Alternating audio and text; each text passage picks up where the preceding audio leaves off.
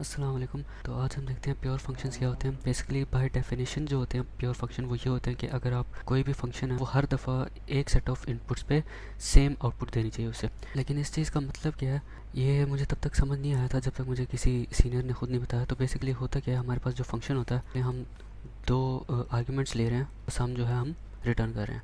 तो अब जब हम इसे कॉल करेंगे और प्रिंट कराएंगे तो हमारे पास रिज़ल्ट जो है 4 आ जाएगा।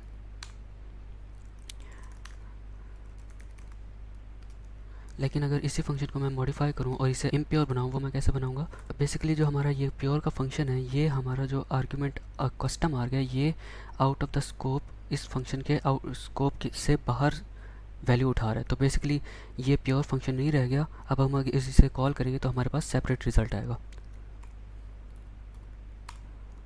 हमारे पास 8 आ रहा है। अब बेसिकली हमारा जो फंक्शन है वो कस्टम मार्क पे डिपेंडेंट हो गया। हमारे इनपुट्स के अलावा एक और आउटसाइड द स्कोप एक वेरिएबल है, उस पर डिपेंडेंट हो गया। अगर मैं इसको जहाँ पर जब भी चेंज करूँगा तो हमारे पास रिजल्ट्स वैसे डिफरेंट आते जाएंगे।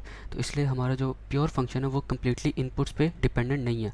तो एक तो हमारा ये पॉइंट हो गया कि हमारा जो प्योर फंक्शन होना चाहिए वो सिर्फ उसके इनपुट्स पे ही डिपेंडेंट होना चाहिए, ना कि उसके कोई आउटर स्कोप से कोई वैल्यू उठा के उसको वो यूज़ करे। एक और इसका पॉइंट होता है कि ये जो आर्ग्यूमेंट्स ले रहा होता है उसको वो मॉडिफाई या म्यूटेट ना करे। वो किस तरह से हम करेंगे? अगर सपोज़ करें ये arg1 जो है एक ऑब्जेक्ट है, हमने इस अपने प्योर फंक्शन को मॉडिफाई कर लिया। अब arg1 जो है हमारा एक ऑब्जेक्ट आ रहा है, ये हमारा arg1 के नेम को म्यूटेट कर रहा है। तो ये भी हमारे जो प्योर फंक्शंस की रिक्वायरमेंट है, ये इसको इनवैलिडेट कर रहा है। हमारा जो प्योर फंक्शन है वो किसी भी आर्ग्यूमेंट को म्यूटेट उसको नहीं करना चाहिए। मैंने जो यहाँ पर पर्सन बनाया, अब जब मैं इस प्योर फंक्शन को कॉल करता हूँ और इधर मैं पास करता हूँ अपना पर्सन का ऑब्जेक्ट, तो ये हमारे पर्सन के नेम को चेंज कर देता है। और जब मैं इसको कंसोल करूँगा तो मेरे पास रिजल्ट आ जाएगा नॉट हसनैन।